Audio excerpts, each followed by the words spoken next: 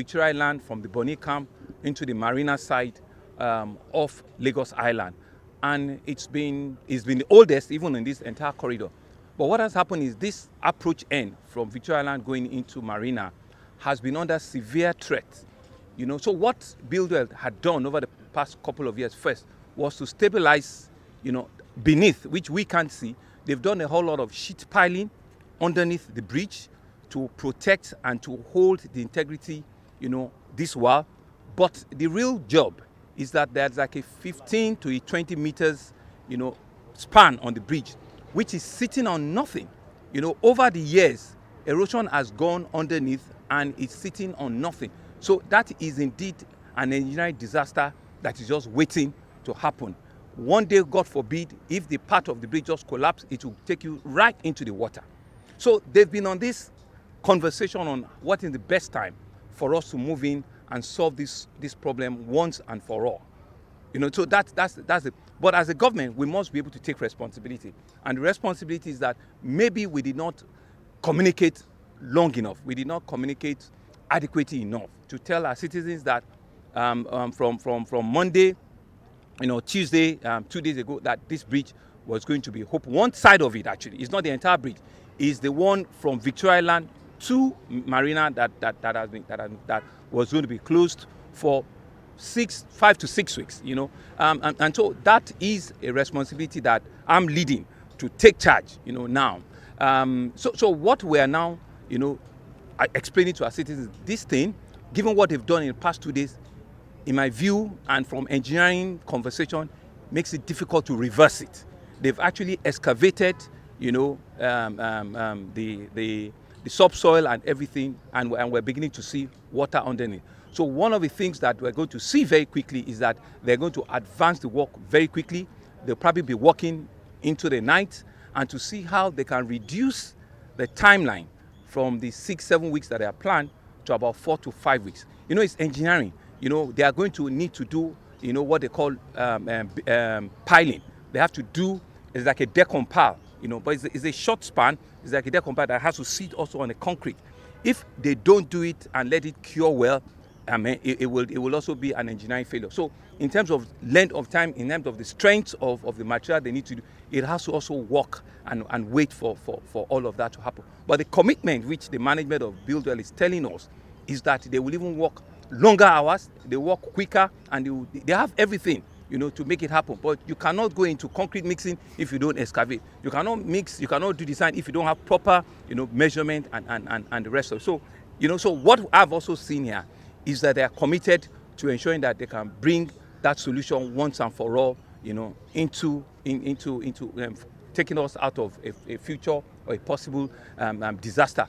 But taking this forward, what are the solutions or what are the remedies that we can begin to put them? So it's really just around patience and we observing the road furnitures and observing, the traffic officers and the security operatives that are going to be doubling, and in all of the nooks and crannies of Lagos. So part of the things that you see us that we're going to clean up the entire, Obalende axis.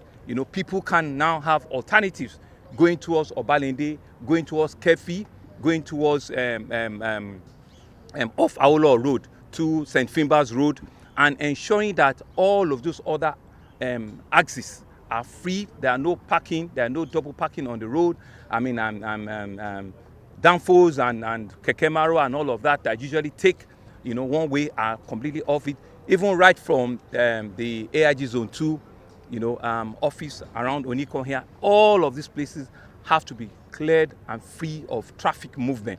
If we can do all of that, it will not solve all the problem, but at least it will give alternatives, better and quicker alternatives for movement of traffic in and around Victoria Island and Ikoyi, which is the part, that we're needed to deal with here. Like I said, it was a case of we all rushing out yesterday after a very long holiday, after a very long weekend for 4 or 5 days.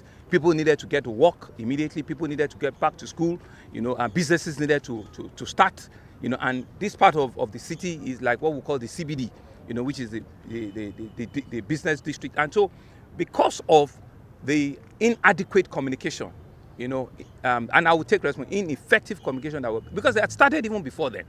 So you just assume that people are aware. No, you have to continue. Communication is enforcement. You have to continue before, people now make alternative plans to be able to use other routes and other, corridors, out of it. And so one of the things that I will also be advising a lot of our citizens is that this kind of thing has also happened, in another form. Let's think out of the box. Let us now know that if you don't have a business to do in Victoria Island in the next 2 to 3 weeks, conduct your business via social media, via telephone, via meetings, Zoom meetings and online meetings, and plan ahead, so that if you don't need to come and visit somebody here, please, you don't have to come, right? If you don't have a meeting that you must, ensure that it needs your physical presence, think out of the box. It was something similar that we have had during COVID, where you can have restricted movement in some part of the area for just, a couple of weeks and be able to plan your journey time and be able to, see what are the alternatives, you can bring about, ensure that you can communicate, you can do, work from home, work remotely, just to ease, the traffic and just to ease all of us coming out. If you don't need to come out at 7 o'clock, wait till 10 o'clock. Let the people that need to come out at 7 o'clock or 8 o'clock, let them come out. You defer your time 2-3 hours, so they can see that even the approach from Marina to Victoria Island is free. There's no, on the counter on this bridge, there's no movement at all. We're also thinking of another alternative. Can we do a counter flow from here? We're looking at that, but it also needs a lot of excavation. We are going to break, a lot of things, and we don't know if that also will be fully effective, but we will consider that in the next 1 or 2 days and see the effect of a counter flow, using all of the traffic information that we currently have. So one of the things that I want to assure is that you are going to see a lot of last mile officers, on the road. You are going to see a double number of last mile officers on the road. We're calling them from other parts of the city so that they can make presence here. And like what we did in November, December, they worked very late, at night. Yesterday, I think it was because it was heavy rain around 11, 12 o'clock. That's why they were off the road. But we'll ensure that, since some of the rains are back also, that they can work till very late into the early hours of the morning and ensure that, people get home, go home safely, and to also appeal to our citizens that it's not the time for you now to start driving recklessly, to start driving against, traffic direction in one way. And these are some of the literally two things that patients, could help us solve, and so whilst we take the responsibility that, fine, this has happened, we needed to do this, our citizens also have a responsibility to ensure that they plan and they obey, traffic management, and all of the signs and signals that we have. So I will stop here and let you ask 1 or 2 other questions just for clarity and clarification. Thank you. Yeah, Your Excellency, just to quickly... For liberation yesterday, people are working now. They passed through this stretch yesterday. People are going, they close from the office, going home. Some of them, they stay till 2 o'clock, they go to their house. So what message do you want to pass today? Well, it's the same message which you've heard. I taking time to explain what led to it. It's not a message. It's a solution that we're about. Yesterday is past. It's really how do we ensure that it doesn't happen today, next tomorrow, and next one. And that's why I'm out here in the morning to come and see things for myself and to explain, take responsibility, apologize, but let us now be able to move forward. This was intended to solve a disaster that will happen at some point. Like I said, they've had this contract for over 3 years. We've been managing the bridge underneath the water. They've had it for a long time. But like I said, there is never a best time to solve a difficult problem like this. Anytime you do it, it will be discomfort. But let's bite the bullet. Let's work together as a citizen, and we'll all come out, of this better. Yes. Yes, sir. The Honourable Minister of Works put out a message late last night, early this morning, saying that the bridge should be reopened immediately, and that almost caused some confusion across Lagos, because on getting here, like we can clearly see, that's almost impossible. So how do we reconcile that? Well, with all due respect to my brother, my friend, the Honourable Minister, we are the ones on ground right here now, and you can see for yourself. It's not about name mentioning or blame game or anything. We are in the same government, and we know that the intendment are good intentions. Like I keep saying, it is because there is a disaster for over 3 years. If you have a contract for over 3 years and you've not been able to fully implement the thing. If anything happens, you will be one of the people that will say that, why did you not take this difficult decision? Everybody wants a bridge. Nobody wants it in front of his house. That's always a, but if you take a decision that we need to build a bridge, we have to build the bridge, irrespective of if it's in front of your house. That's the solution. You come in here, you're seeing that they've started in the past 2-3 days. They've done a lot of excavation. In fact, we're looking at water right underneath. So even for them to attempt to want to bring that back, it will take 2 weeks. You know, so you cannot, a bridge is not a place where you just put sand and people will roll and just, no. What if it caves in again? What if cars now go right into the water? You know, so like I said, we are the ones on the ground. We will advise the minister, with all due respect, we'll advise him, we'll tell him what we've found out. You know, as much as I, as the governor, want this bridge to be open last night, today, you know, the reality on ground is that we need to get to fix this road, do this problem, solve this problem once and for all. You know, because I do not want to be held accountable for a disaster that might still happen, you know, further down the line. Thank you, Excellency. Thank you very much. Thank you. Thank you.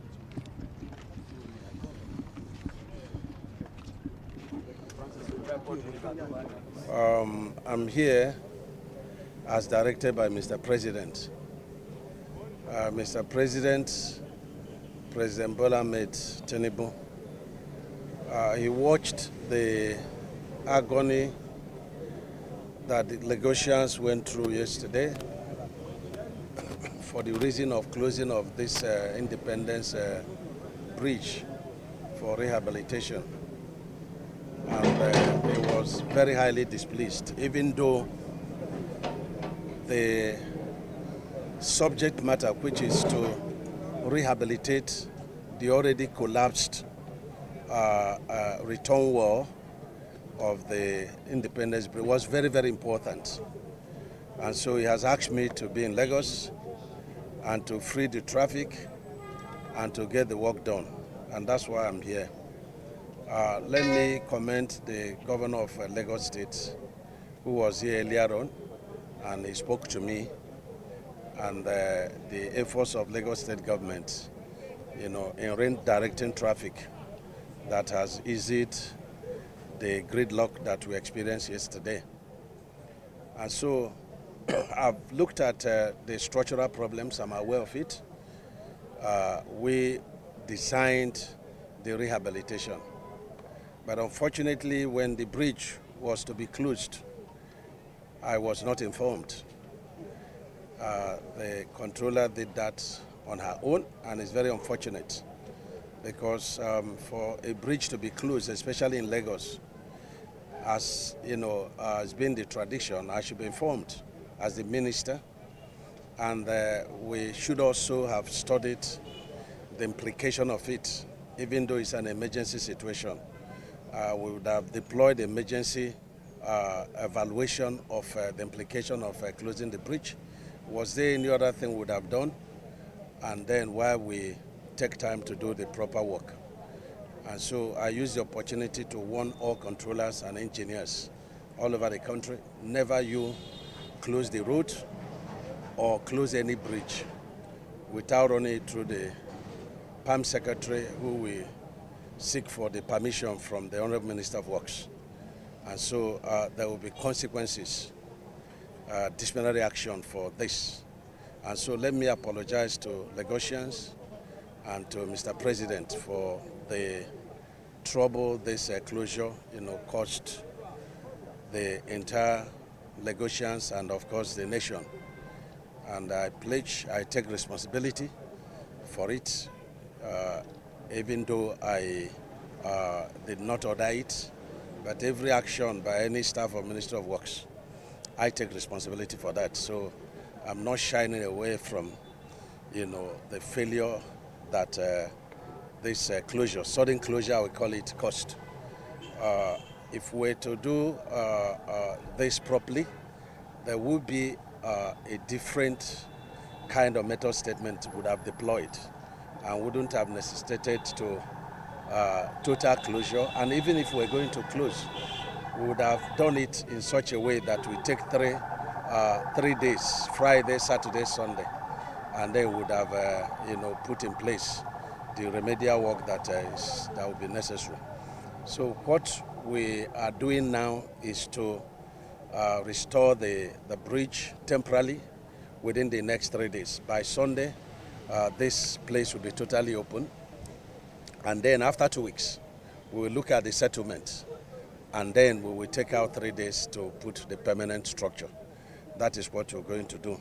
Buildware is a reputable company, and they have been restoring a lot of failures on our bridges.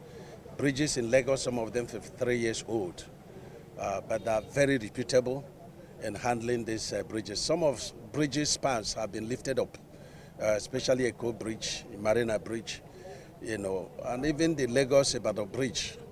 They are also intervening in all of them. And so we have discussed, we are going to vary the design. The design will be varied according to the emergency situation we found on ground, and the contractor is going to cooperate with us. I'm not going until the bridge is fully restored by Sunday. We will do day and night to restore it, and we all be together to evaluate it. And so again and again, I thank Lagos State government. I thank Lagosians for their patience, and I apologize again and again, first to my boss, Mr. President, that this hardship, caused Lagosians, and again to Lagosians. It's not the intention, but we meant well. Thank you, sir. Your Excellency, Yeah. Before now, the statement from the Lagos State government was that it will take 2 months, that's between 6 to 8 weeks, for this job to be fully completed. But with the new development that you have come to state, that's reopening for 3 weeks temporarily, will it still take 2 months after that based on your observation, or less or longer? You can travel from here to Maiduguri through different routes. The most important thing is that you arrive, Maiduguri safely. And that's why engineering is very dynamic. So first is to put in place the first, kind of, engineering, method, and then watch the settlement. Already Buildware had a kind of constructed retaining wall, on piles that doesn't allow the sand to escape. Because what happened was that the sand was escaping, and then the road was sinking. And so each time it sank, people didn't know what the problem was until the road broke. And if we didn't intervene the time we intervened, even though we would have intervened differently, then it would have resulted in, it's like a bridge caving in, and it would have caved in. So the method that I've agreed with contractor is going to be foolproof. First of all, we're going to fill the entire space with sharp sand, and then put stone base of up to 450 millimeter thick, and we're going to open it for traffic for two weeks. And after 2 weeks, then we start doing decompile, but it's going to be in sections. We divide the entire carriageway into two. We do the first, we will guide the traffic through the half carriageway, and then we will do permanent work on the other carriageway. But the important thing is to ensure that the sand will not escape. If sand escapes, then it will be a different method. Then we will kind of construct a mini, bridge on it. But either way, after Sunday, the road must be open for traffic. But it's going to be half the carriageway. When we finish the first carriageway, it could take 2 months, because the first carriageway, when we finish the slab, it must take 21 days to cure. And then we open put it for traffic, and then do the other distance. It's going to be a very gradual process, but very careful, and to lessen the problems of Nigerians. Yes. Honorable Minister, sir, Yes. There's an accusation online by one Mrs. Ohiri. It's a sexual harassment accusation on you, and that you are owing her 200 million naira. Sir, what can you say to that? This is not the time. This is not the time for this kind of question. I think when that woman left office and then became a minister, and she was going about saying that I owe her 200 million in 2014. The entire election in 2014, for me to be a governor, did not cost me up to 100 million. So how would campaign material be 200 million? That's one. Two, where is the contract paper? Number 3, where did you draw the money from? Can you publish your account where you withdrew the money? At least you would have used up to 150 million. Can you publish it to this? So I think that woman is sponsored. But when I saw what she did to 3 other governors, so I thought it was a mental case. So I didn't bother to this thing. But I think some people that have been castigating me, that we destroy their property, especially in Change 18, staging protests in America, in London, and I said they should move to Canada. I think they have bought into the matter, and that's why I'm going to legally teach whoever is the sponsor some lessons. So I've directed my lawyers to go to court and claim damages. And so the woman should be able to publish. And again, the woman should publish her picture and see whether she can be even attracted to any man in the first place. And our women should rise up to this stupid thing of sexual harassment, because it's going to work against them. Every man that is positioned is going to be afraid of talking to any woman, even to the extent of not helping them, because there's some very unserious ones are now beginning to think that this is the way to go, and it's very unfortunate. So, but we will use this one to teach a lesson that we safeguard every man who is as decent as myself, as far as that is concerned. There is an ongoing feeling around the Third Milan Bridge. Is there, any threat? We have directed arrest of the person, and we've directed all activities in that location. And of course, the Federal Executive Council had directed that no filling or dredging or anything, about 10 kilometers, 10 kilometers radius, all through. So this is very important. So we've directed the arrest, and then he's going to be prosecuted. And every activities around that Tomeland Bridge has been directed to stop. What is the identity of the person, sir? I don't know. They told me here. It's when I come, we now know who the person is. And then we start the prosecution. But we're definitely going to prosecute the person. Minister, yes, go ahead. There's been this spreading news recently that the renewal agenda only embark on certain major projects. Yes. All? Yeah, that's very terrible. I don't know where they got that information from. Even in one region, we have over 10 major projects that are ongoing, in one region.